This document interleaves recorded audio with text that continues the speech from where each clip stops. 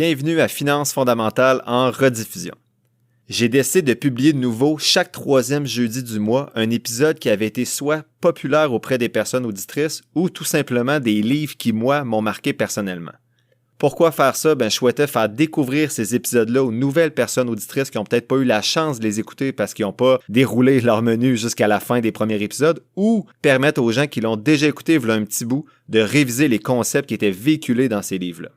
Si vous avez déjà écouté cet épisode-là et que vous n'êtes pas intéressé de le réécouter, je vous invite tout simplement à écouter l'épisode qui sera publié mardi prochain, comme d'habitude.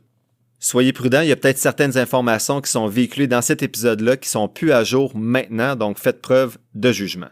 Sur ce, bonne écoute! En introduction, je dirais que c'est un épisode important parce que ce livre-là a réellement changé ma perception de la richesse. Ça a changé ma façon de voir, en fait, de comprendre comment faire fructifier son argent. Moi, je l'ai écouté en audiobook, gratuit sur YouTube, en vitesse 1,5, donc je l'écoutais un petit peu plus vite pendant que j'allais jogger, et je notais ce que je retenais quand je revenais de ma course, après avoir été couché sur le plancher pendant 10 minutes à essayer de retrouver mon souffle. Mais dans le livre, l'auteur aborde différents concepts de la finance en ayant l'opinion de son père riche, qui était un père, en fait, qui était le père entrepreneur de son ami, et de son propre père à lui, qui appelle son père pauvre, qui était un professeur salarié, instruit, mais pauvre. Ça permet de voir comment les deux pères voient différentes situations selon leur perception du monde financier. L'un des deux pères dit souvent « je peux pas me permettre ça », alors que l'autre dit « comment je peux me l'offrir ». J'ai essayé de synthétiser ce livre-là en 5 points, mais vous allez voir, il y a des points qui sont plus gros parce que c'est vraiment un livre intéressant. Le premier point, c'est que les riches ne travaillent pas pour l'argent. Ce qu'il faut comprendre, c'est que les personnes riches n'ont pas construit leur fortune en étant salariés. Et là, je parle vraiment à travers mon chapeau, je vous résume les propos de l'auteur parce que je suis pas une personne riche et je suis salarié. Donc c'est vraiment les propos de l'auteur, mais ça fait beaucoup réfléchir. Il dit que les riches travaillent pas pour leur argent, que leur argent travaille pour eux.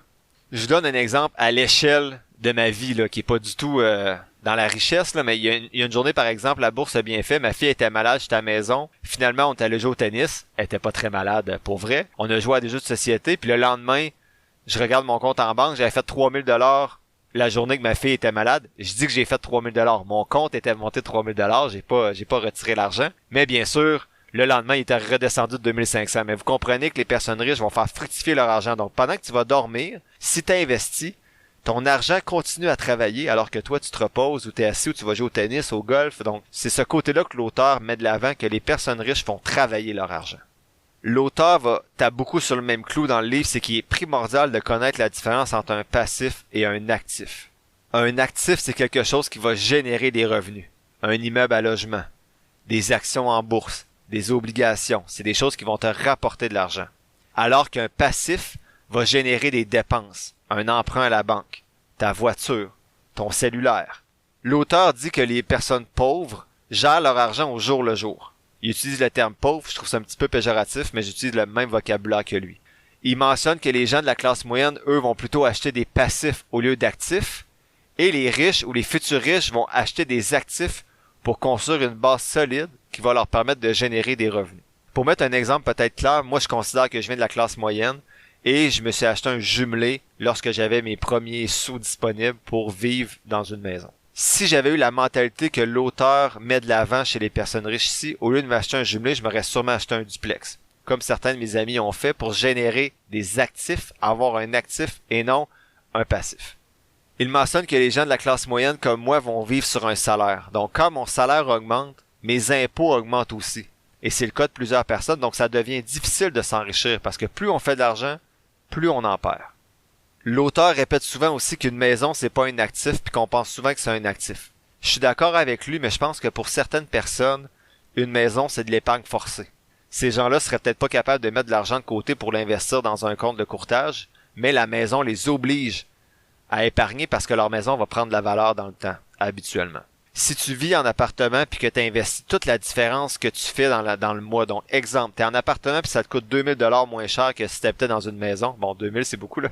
Mettons que t'es en appartement puis que ça te coûte 500 $ moins cher que si t'avais une maison, puis que t'investis ce 500 $ là dans un compte de courtage à la bourse, ben tant mieux pour toi. Je pense que c'est un bon choix financier. Mais il y a des gens également qui veulent une maison juste pour le confort d'élever une famille dans une maison. Puis c'est bien correct, ça a été mon choix également. L'auteur résume les principales étapes pour se sortir de ce qu'il appelle la rat race. Donc, la course du rat, là, c'est un terme qui est utilisé beaucoup pour dire le 9 à 5. Là. Tu sais, tu rentres à 9, tu travailles, tu sors. Tu rentres le lendemain 9 à 5. Faut faire attention. L'auteur, je trouve qu'il discrédite beaucoup le 9 à 5, le salarié, alors que pour moi, il n'y a aucune gêne à être salarié. Mais je trouve quand même intéressant le point de vue de l'auteur, par contre, de voir qu'il y a d'autres choses qui existent, qui peuvent être intéressants, puis qui peut permettre de s'enrichir plus rapidement. Donc, lui propose des pistes pour se sortir un petit peu de ces rat race-là. Donc, de comprendre la différence entre un actif et un passif. Deuxième étape, de concentrer ses efforts sur l'achat d'actifs qui vont générer des revenus. 3, de maintenir ses dépenses et ses dettes le plus bas possible. Et 4, de s'occuper de ses propres affaires. Ce qu'il dit l'auteur, c'est plus que vous allez parler de vos projets aux autres, plus que les gens vont essayer de vous décourager, sauf si vous parlez à des gens qui sont réellement intéressés. L'auteur est très critique envers l'école, comme tous ceux qui n'ont pas travaillé dans les écoles, mais parce qu'ils ont été comme élèves ou parce qu'ils ont des enfants qui vont à l'école, ben ils pensent qu'ils ont toutes les stratégies pour tout régler, bien plus que les gens qui sont sur le terrain, comme les enseignants ou bien comme les chercheurs qui font ça de leur vie depuis 30 ans. Bon, c'est une petite crise parce que tout le monde pense qu'ils ont la solution pour le milieu de l'éducation, mais bref, il dit que l'école nous apprend à devenir des employés et non des employeurs, qu'elle n'enseigne pas les bases de la gestion financière et que c'est notre responsabilité de s'éduquer. Je suis d'accord avec lui en partie, mais je nuancerais parce que j'ai eu des cours sur la finance, mais j'étais pas rendu là. Donc j'ai jasé avec mes cousins de finance, puis un de mes cousins enseigne la finance au cégep, puis il disait c'est des choses que j'avais appris au cégep, mais que j'ai pas appliqué, qui m'intéressaient pas. Puis il dit dans mon cours, j'ai 28 étudiants, puis il y en a 2 qui sont intéressés quand je parle de CELI puis de REER, ça monte pas ses bureaux pour m'acclamer. Là. Fait que c'est des choses aussi que dans un certain stade de ta vie, t'es peut-être pas prêt à appliquer non plus. Au secondaire aussi, j'avais un cours peut-être plus large, mais là, il paraît que le format de ces cours-là, au secondaire, est maintenant un peu plus concret, un peu plus pertinent. Je le sais pas. Je peux aller voir, mais tant mieux si c'est le cas. L'auteur mentionne également que l'important, c'est pas de savoir comment vous gagnez, mais combien vous parvenez à mettre de côté à chaque mois. Donc, ça revient dans les derniers livres qu'on a lus, de dire, comment t'es capable d'épargner. Je termine avec une citation de l'auteur que je trouve vraiment intéressante. Une personne peut être très instruite, réussir professionnellement, et être analphabète sur le plan financier. Je connais beaucoup de personnes qui sont plus brillantes que moi, qui ont des meilleurs revenus que moi, mais qui sont endettées. Donc ça n'a rien à voir avec l'intelligence, la réussite financière, c'est vraiment d'être capable de gérer ses émotions et de s'instruire, de développer sa littératie financière. Le deuxième élément que je voulais vous parler du livre, c'est que les riches ne paient pas leurs taxes. Les riches ne paient pas leurs taxes, mais en fait, ils les paient pas tout de suite. Puis ce point-là, c'est vraiment pas contre les personnes qui ont des gros revenus. Je suis vraiment pas contre les personnes qui font beaucoup d'argent. C'est juste que les riches ont souvent un avantage fiscal à cause de leur entreprise ou de leur parc immobilier. Et là, je vous l'explique, j'essaye en fait de vous l'expliquer simplement. Quand vous êtes propriétaire d'une entreprise, il y a 3 étapes. Tu gagnes de l'argent, tu dépenses l'argent, donc tu déclares des dépenses, exemple essence, véhicule, téléphone cellulaire, etc. Je suis pas un entrepreneur, je sais pas toutes c'est quoi les dépenses qu'on peut déclarer. Et après, ils payent leurs impôts. Donc, exemple, ils ont gagné 1 million de revenus, ils ont 800 000 de dépenses, ils vont payer leurs impôts sur 200 000 $, les profits. Alors que nous, les salariés, on va gagner de l'argent, on gagne, mettons, je vais prendre le même chiffre là, mais on gagne 1 million, on va payer nos impôts sur 1 million, et après, on va dépenser. Donc, l'avantage des entreprises, c'est qu'ils vont payer moins d'impôts parce qu'ils déclarent les dépenses avant de payer les impôts, alors que nous, on dépense après avoir payé nos impôts parce qu'on est retenu à la source de notre salaire. L'objectif financier, c'est de payer le moins d'impôts possible maintenant. Donc, les entrepreneurs ont bien compris ça, puis ils ont des avantages fiscaux, puis tant mieux, parce qu'il faut développer l'entrepreneuriat.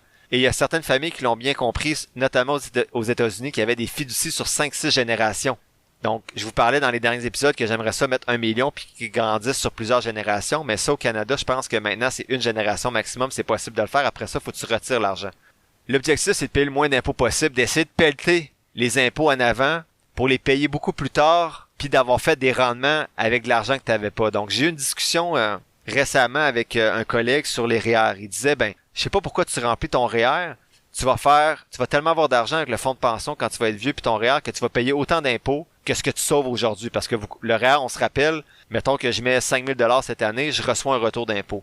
À cause que mon taux d'imposition, est élevé. Puis ce que mon collègue disait, c'est que lorsque tu vas retirer à la retraite, tu vas avoir à peu près le même salaire à cause que tu en mets tellement que tu vas payer le même pourcentage d'imposition. Il a bien raison. Sauf que le 100 $ payé dans 30 ans vaut moins que le 100 $ que j'ai reçu aujourd'hui parce que j'ai pu l'investir pendant 30 ans, Puis j'ai pu investir le retour d'impôt aussi. Et dans ma situation avec mes enfants, le fait d'avoir un plus petit revenu parce que j'ai des REER, mais je reçois beaucoup plus d'allocations familiales que je peux réinvestir aussi dans le régime épargne études de mes enfants et ainsi de suite pour profiter des intérêts composés. Donc, quand je parle de pelleter les impôts en avant, je viens juste de vous montrer un exemple que oui, le REER, ça dépend de la situation de chacun, mais faut pas juste voir en surface que là, tu vas avoir autant d'argent. Faut voir aussi, allocation familiale, on peut mettre ça dans le régime épargne-études, et ainsi de suite. Donc, quand on parle de stratégie fiscale, on peut en discuter longtemps, mais il y a beaucoup de choses à faire. L'auteur suggère, comme l'auteur précédent, de se payer en premier, sinon on va jamais s'enrichir, on va toujours enrichir les autres. Cet auteur-là a une approche un peu intense de se payer en premier. Ce que je vous disais au dernier épisode, c'est calculer vos dépenses essentielles, regardez le montant qui vous reste, puis décider le pourcentage d'épargne que vous voulez mettre de côté et après dépenser. Lui, ce qu'il dit, c'est que tu te payes en premier avant tout. Donc, tu reçois ta paye, tu as un 20% qui part tout de suite et après, tu payes ta maison, tu payes ton essence, tu payes ta nourriture. Ce qu'il dit, c'est que un coup que tu vas avoir besoin d'argent, tu vas trouver des solutions. Je nuancerais quand même. J'irais plus vers ma stratégie qui est après les dépenses essentielles, paye-toi en premier et après dépenses. C'est peut-être que je suis un peu trop check-in, mais je trouve que c'est plus sécuritaire, mettons que tu as des enfants. Ou juste pour, même si t'as pas d'enfants, c'est plus sécuritaire. Le troisième point du livre, c'est 5 obstacles à la liberté financière. Le premier obstacle que l'auteur mentionne, c'est la peur. Il dit de pas agir en fonction que vous pensez être plus en sécurité. Bon, je viens juste de dire que je trouvais plus sécuritaire, donc vous voyez, cet auteur-là serait pas d'accord avec ce que je viens de vous dire, puis c'est bien correct. Mais il dit qu'il faut que vous vous engagez dans quelque chose de grand, que vous rêviez, sinon vous allez jamais réussir. Il faut se rappeler que cet auteur-là parle beaucoup aux entrepreneurs ou à ceux qui souhaitent se lancer en entrepreneuriat. Donc, il parle pas nécessairement à des salariés. Donc, quand il parle de rêver et tout, c'est beaucoup par rapport aux entreprises. Donc, il faut en prendre et en laisser.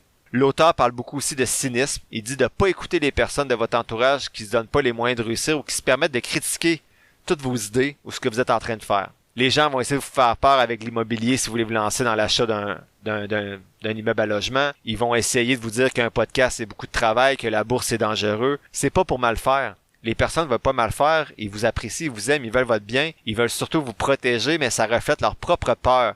Il y a des gens qui ont perdu beaucoup en bourse en 2008-2009, puis là, ils ont peur depuis ce temps-là. Donc, juste faire vos propres choses, faites vos propres lectures, faites vos choix. Le troisième point, c'est la paresse. L'auteur dit de pas céder à la paresse parce que si vous vous reposez sur vos lauriers, vous allez jamais vous sortir de votre quotidien duquel vous êtes peut-être pas satisfait. Si vous êtes satisfait, tant mieux. Il dit d'être proactif et persévérant. Je dirais même que si vous êtes satisfait, ça vaut quand même la peine d'être curieux. Moi, je considère que j'ai la plus belle job du monde, mais vous entendez quand même en ce moment ma voix mélodieuse le soir quand mes filles dorment parce qu'il faut se trouver des passions. Tant mieux si vos passions vous donnent de l'argent. Sinon, trouvez-vous des passions qui coûtent peut-être pas trop cher. Je rappelle que je nuance, pour moi, être salarié, c'est pas mal, alors que dans la perception de l'auteur, si t'es pas un entrepreneur, t'es niaiseux ou t'es paresseux. Donc, je vais nuancer ce propos-là. Il y a plein de choses intéressantes dans ce livre-là, mais l'auteur, des fois, est un peu extrême. Faut en prendre puis en laisser. Le quatrième obstacle, c'est les mauvaises habitudes, vos dépenses. Donc, vos dépenses doivent se transformer en épargne et ensuite en investissement. La liberté financière a un prix. Donc, ça revient sur les livres précédents puis sur l'épargne qu'on a déjà discuté quelques fois. Faire des bons choix. Si vous n'êtes pas capable d'en mettre de côté, ça devient difficile de générer de la richesse. Le cinquième obstacle, c'est l'arrogance. Pensez pas que vous savez tout à propos de l'argent. Écoutez ce que les autres ont à vous dire. Formez-vous. Écoutez un podcast appelé Finances fondamentales. Non, ça c'est pas l'auteur qui dit ça, c'est moi là, mais écoutez des podcasts, lisez des livres, écoutez des vidéos YouTube, c'est tout à portée de main. Développez votre littératie financière. Et arrêtez jamais. Vous pouvez ralentir à un moment donné parce que vous dites, je lirai pas un livre à chaque 3 semaines, je commence à connaître ça, mais gardez-vous toujours un petit peu à l'affût de ce qui peut se faire parce que sinon il y a un danger que vous pensez que votre façon de faire c'est la meilleure puis de jamais vous re-questionner. Une citation de l'auteur qui dit « Les gens qui réussissent le mieux sont des non-conformistes qui n'ont pas peur de demander pourquoi, surtout quand tout le monde pense que c'est évident. » Quatrième élément clé que j'ai retenu du livre, c'est les étapes pour réveiller son génie financier. Premièrement, trouvez quelque chose qui dépasse votre réalité, votre rêve le plus fou. Donc, imaginez la liberté, le mode de vie que vous voulez avoir, pensez à tout ce que vous souhaitez pas être et tirez un trait dessus. Le deuxième point, l'auteur mentionne de mettre à l'épreuve votre libre arbitre tous les jours. Donc, il dit que vous pouvez choisir de regarder des émissions comme, c'est pas lui qui le dit, là, mais je donne un exemple, mais mettons Occupation double ou d'écouter un podcast sur les finances ou une vidéo sur les finances ou lire un livre. Ça dépend de la façon dont vous souhaitez occuper votre temps et votre énergie. Ça dépend de vous. Il n'y a rien de mal à écouter Occupation Double. Le divertissement, c'est important, mais s'il y a juste ça, c'est sûr que votre valeur personnelle n'augmente pas beaucoup. Choisissez vos amis avec précaution. L'auteur dit de ne pas vous laisser polluer par les avis tranchés de certaines personnes qui ont un avis sur tout, mais qui font jamais rien.